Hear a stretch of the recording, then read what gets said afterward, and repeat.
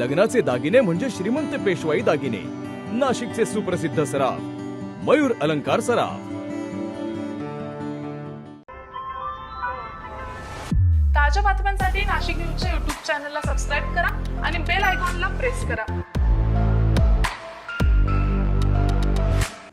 नाशिकमध्ये स्थानिक कामगारांच्या रोजगाराचा मुद्दा पुन्हा ऐरणीवर आलाय. बजाज इलेक्ट्रिकलमधून कामावरून काढण्यात आलेल्या 100हून अधिक स्थानिक कामगारांच्या न्याय हक्कासाठी स्वराज्य संघटनेच्या वतीने कामगार आयुक्तालयाला घेराव घालत तीव्र ठिय्या आंदोलन करण्यात आलंय.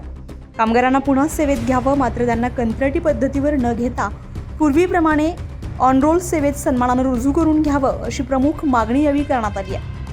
कामावरून काढल्यानंतर महिनाभरापासून रोजगार हिरावल्यानं अनेक कामगारांसमोर आर्थिक संकट निर्माण झाल्याचा दावा आंदोलनकर्त्यांनी केलाय. घराचे EMI थकलेत, बँका आणि फायनान्स कंपन्यांचे तगादे सुरू आहेत, तर आजारी आई वडिलांच्या उपचारासाठीही पैसे नसल्याची व्यथा काही बाधित कामगारांनी आंदोलनादरम्यान मांडली आहे. कामगारांच्या या व्यथा ऐकताना आंदोलनस्थळी भावनिक वातावरण निर्माण झालंय. 10 वर्षापासून बजाज इलेक्ट्रिकलला काम करत होतो. काम एकदम व्यवस्थित चालू होतं. कंपनी प्रॉफिट मध्ये सर्व काहीच नुकसान मध्ये नव्हती कंपनी. तरीही आमच्यावरती कंपनीने अन्याय केला आणि आम्हाला तातडीने म्हणजे 8 दिवसात 15 दिवसात निर्णय घ्यायला लावला. ही कोणालाच काही खबर दिलेली नव्हती, ना कामगार मंत्र्यांना, ना कुठंच खबर दिलेली नव्हती.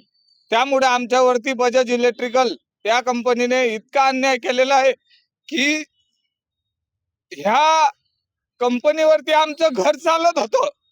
आमचे बायका पोरं सर्व त्याच्यावरती चालत होते. आज ते उपाशी म्हणजे काय सांगावं आता. काही लोकांचं असं आहे की अक्षरशः लग्न मोडले, ज्यांनी घर बुक केले ते मोडणे पडले. जे हक्काचं होतं ते सुद्धा नाही मिळालं आम्हाला. बघत आहे, मी बजाज इलेक्ट्रिकल मध्ये मागील 10 वर्षापासून काम करतोय. माझ्या बरोबर इथं जे काही माझे कामगार बांधव आहे, हे सर्व इथं यांनी कंपनीला आपल्या रक्ताचं पाणी करून कंपनीला प्रोडक्शन काढून दिलं. प्रत्येक ठिकाणी प्रत्येक गोष्टीला आम्ही कंपनीतल्या जे कॉन्ट्रॅक्ट मध्ये वर्कर असतील, आम्ही त्यांचे काही टॉर्चर सहन केले. आम्ही कंपनीला प्रत्येक वेळेस साथ दिली, पण आज आमच्यावरती कंपनीने काय वेळ आणली, हे आज भीक मागायची वेळ आणली. आज माझं स्वतःचं माझ्या घरामध्ये माझी आई दुखावली असताना सुद्धा मला आज इथे यावं लागू राहिले. कामगार मंत्र्यांनी स्वतः आदेश दिले कंपनीला की ह्या वर्करांना 41 वर्करांना त्वरित कंपनीत कामावर घेण्यात यावे. तरी कंपनी ह्या गोष्टीवरती कोणत्याही प्रकारचं भूमिका मांडत नाहीये. कामगार आयुक्त यांना सुद्धा कामगार मंत्र्यांनी आदेश दिले की ह्या विषयाचा निकाल लवकरात लवकर लावण्यात यावा. आता मागील 2 वर्षापासून आम्ही हे लढत आहोत. आम्ही आमच्या पद्धतीने पुरे प्रयत्न केले. शेवटी आम्हाला स्वराज्य संस्थेचे डॉक्टर साहेबांची मदत घ्यावी लागली, आम्हाला स्वतः नाटे साहेबांची मदत घ्यावी लागली. आम्ही आमच्या पद्धतीने खूप प्रयत्न केले, पण आमची कोणतीच गोष्ट मान्य होऊ नाही राहिली. त्याच्यामुळे आता आम्ही साधं सोपं सांगण्यात येतोय की आम्ही आंदोलन करण्याचा निर्णय घेतलेला आहे. आम्ही लवकरात लवकर कंपनीच्या गेटवरती आंदोलनास बसणार आहोत.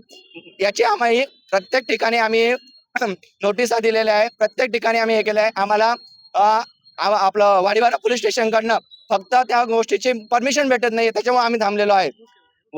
दरम्यान कंपनी व्यवस्थापनाकडून कायमस्वरूपी म्हणजेच ऑन रोल कामगारांना कंत्राटी पद्धतीवर घेण्याचा प्रयत्न होत असल्याचा आरोप स्वराज्य संघटनेनं केलाय. वर्षानुवर्ष सेवा देणाऱ्या कामगारांना कंपनी बंद पडण्याचं कारण किंवा चुकीच्या मार्गदर्शनातून कागदपत्रांवर सह्या घेण्यात आल्याचा दावाही करण्यात आलाय.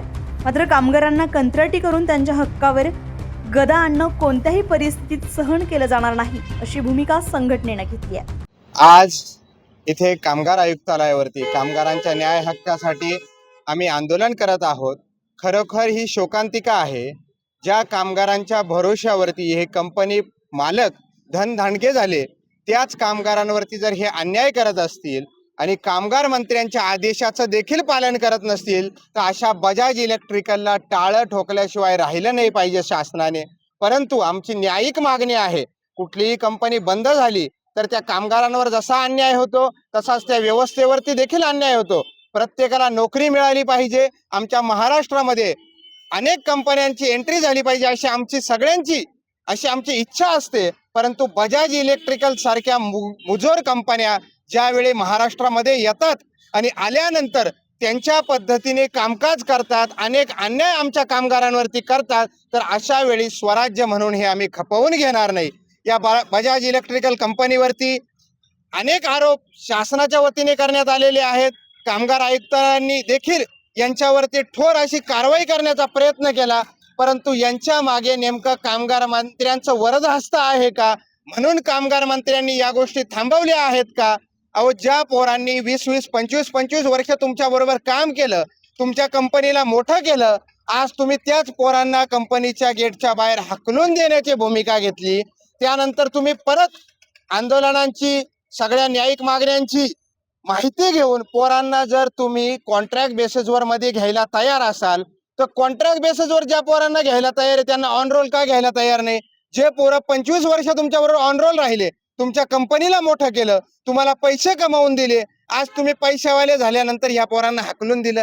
अनेक पोरांच्या घरात आई वडील आजारी आहेत, अनेक पोरांचे लग्न बाकी आहेत, आणि अशा वेळी तुम्ही महाराष्ट्राच्या मराठी पोरांवर अन्याय करत असाल आणि तुम्हाला वाटत असेल तुमच्या विरुद्ध कोणीच आवाज उठवणार नाही, तर हे छत्रपती संभाजी महाराजांचं स्वराज्य ताकदीने या मुलांच्या पाठीमागे उभे आहे. तुम्ही जर आज बघितलं असेल, आज शेकडो मुलं इथे एकत्रित आलेले कामगारांच्या न्याय हक्कासाठी. लवकर कामगार आयुक्तांनी व मंत्र्यांनी न्याय देण्याची भूमिका घेतली नाही तर इथून पुढचं आंदोलन हे कामगार मंत्रालयांच्या घरावर असेल. इथून पुढचं आंदोलन, आज जसं ठिय्या आंदोलन आम्ही कामगार आयुक्तालयात मांडणार आहे, तसंच आंदोलन आम्ही कामगार मंत्र्यांच्या घरावर मांडणार, व तिथून पुढचं आंदोलन हे अतिशय वेगळ्या पद्धतीचं असेल. स्वराज्याचे मावळे आहोत, आम्हाला गनिमी कावा चांगल्या पद्धतीने येतो, तेवढी वेळ आपण येऊ देऊ नये हीच कामगार मंत्र्यांना विनंती आहे. आज देखील कामगार मंत्र्यांवरती आमचा पूर्ण विश्वास आहे की तुम्ही आम्हाला न्याय देण्याचा प्रयत्न कराल, परंतु तुम्ही जर कशा पद्धतीने कंपनीला मॅनेज होण्याचा प्रयत्न केला असेल तर हे आम्ही खपवून घेणार नाही.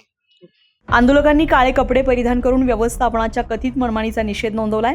या आंदोलनासाठी डॉक्टर रुपेश नाठे पाटील, केशव गोसावी, ज्ञानेश्वर थोरात, रोशन खैरे, नितीन पाटील, संदीप आवारे, रेखा जाधव, रागिनी आहेर, विजय खरजुल, निखिल सातपुते, विशाल पवार, स्वप्नील आहेर, रोहिदास टिळे, कामगार वैभव दातीर, खडू पाटील, महेंद्र पवार, सागर पाटील, अशोक माळी, संदीप भगत, सुनील वराडे, विलास कातोरे आणि संतोष जगताप यांच्यासह शेकडो बाधित कामगार आणि स्वराज्याचे पदाधिकारी मोठ्या संख्येनं सहभागी झाले.